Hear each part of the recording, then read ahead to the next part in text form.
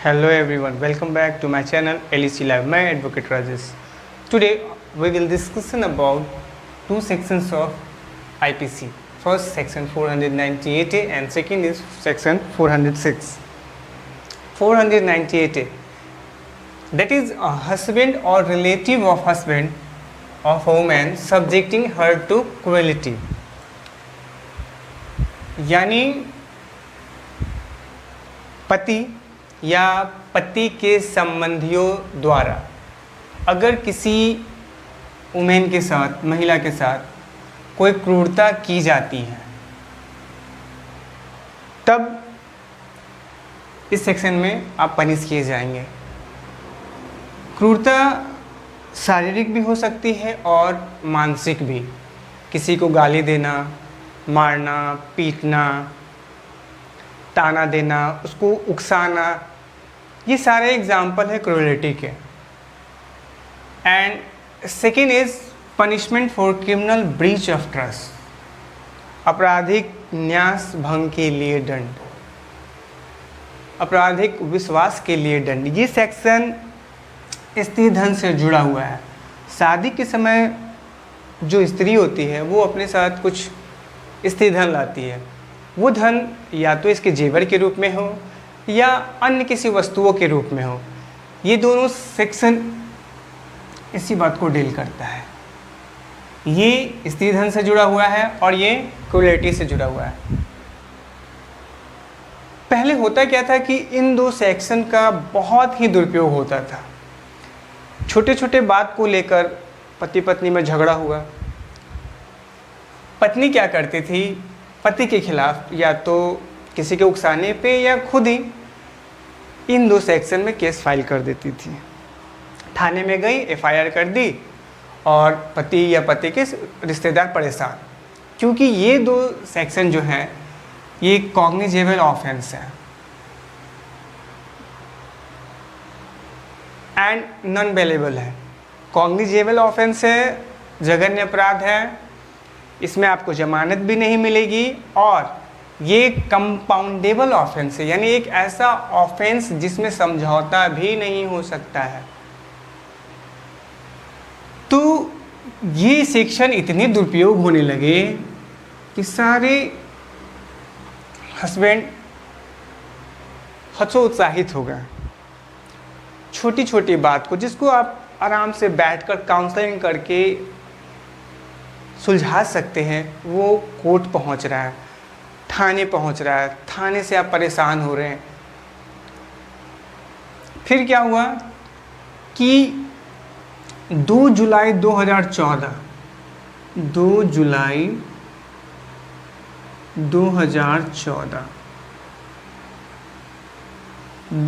2014 को supreme court ने एक गाइडलाइन जारी की। ये केस था अर्नेस्ट कुमार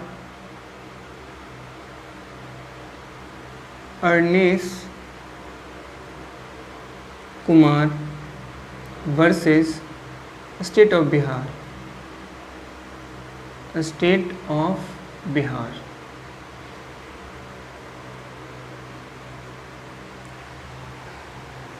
सुप्रीम कोर्ट ने Arnesh Kumar versus state of Bihar के केस में एक गाइडलाइन जारी की। ये गाइडलाइन था कि ये जो 498A का सेक्शन है ये फैमिली मैटर है। इसमें सबसे पहले आप क्या करेंगे, काउंसलिंग करवाने की कोशिश करेंगे। यानी अगर इन सेक्शन में केस हो रहा है तो आप सबसे पहले 41A ऑफ CRPC,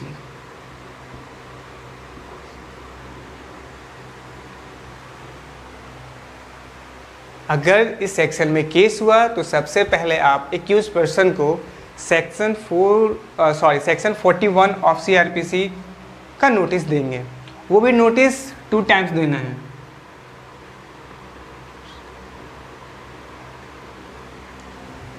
जैसे ही एक्यूज को ये नोटिस मिलता है, आप यकीन मानिए कि अगर आप पे ये 2 सेक्शन लगे हुए हैं और आपको थाने से 41A का नोटिस मिला, ये नोटिस होता है कि आप जो इन्वेस्टिगेशन होगा उसको ज्वाइन करें, उस इन्वेस्टिगेशन में आप सपोर्ट करें, तो यकीन मानिए कि आपकी गिरफ्तारी नहीं होगी। क्योंकि इसके बाद भी बहुत सारे जजमेंट आए। एक जजमेंट आया था विमल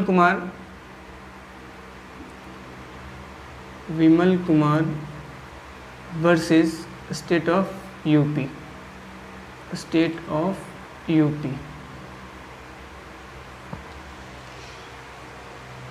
इस केस में भी सुप्रीम कोर्ट ने बोला कि पुलिस रूटीन मैनर में किसी को भी गिरफ्तार नहीं कर सकती। ये नहीं कि थाने में मैं गया और कंप्लेन कर दिया, आप बस उसको उठा के जेल में डाल दें, ऐसा नहीं। अगर कोई कंप्लेन आया है तो उसका प्रॉपर आप इन्वेस्टिगेशन करें। अगर गिरफ्तारी की ज़रूरत हो तो गिरफ्तार करें। उसके बाद ये आप लिख कर दें कि आप उसको क्यों गिरफ्तार करें, आखिर क्या वजह हुई कि आपको उसको गिरफ्तार करना पड़ा। ऐसे पुलिस 498A के मैटर में अब गिरफ्तारी नहीं करती है। सबसे पहले आपको 41A ऑफ CRPC का नोटिस जाएगा 2 टाइम्स के लिए। अगर आपने इन्वेस्टिगेशन को ज्वाइन किया, पुलिस को सब सहयोग दिया, तो गिरफ्तारी आपकी होगी नहीं। यहाँ काउंसलिंग होता है, मीडिएशन करवाया जाता है, दोनों पक्षों को सुना जाता है। सुनने के बाद आपको विदाउट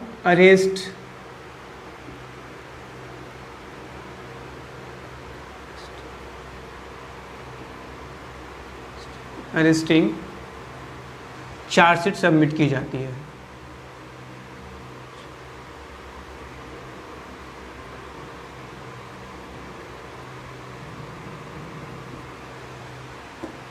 फोर 498A केस में काउंसलिंग अगर फेल हो जाती है तो विदाउट अरेस्टिंग चार्जशीट सबमिट कर दिया जाता है। उसके बाद अगर आपके अगेंस्ट मामला बनता है तो आपकी अरेस्टिंग होती है। मैं दूसरे वीडियो में बताऊंगा इसके बिल के प्रोविज़न क्या है। आज मैं सिर्फ ये समझाना चाह रहा था कि सेक्शन 498A या सेक्शन 406 में आपके ऊपर केस होता है तो आप घबराएं नहीं। अगर आपने कोई अपराध नहीं किया है, आप सही हैं, तो आप पुलिस को सपोर्ट करें, आपकी गिरफ्तारी नहीं होगी। क्योंकि अगर कोई व्यक्ति किसी पे झूठा केस करता है तो उसको प्रूफ करना बहुत मुश्किल हो जाता है, और अगर ये बात प्रूफ नहीं होगी तो आपकी अरेस्टिंग होगी नहीं। थैंक यू फॉर वॉचिंग मी। मिलते हैं अगले वीडियो में कुछ नए टॉपिक्स के साथ। धन्यवाद।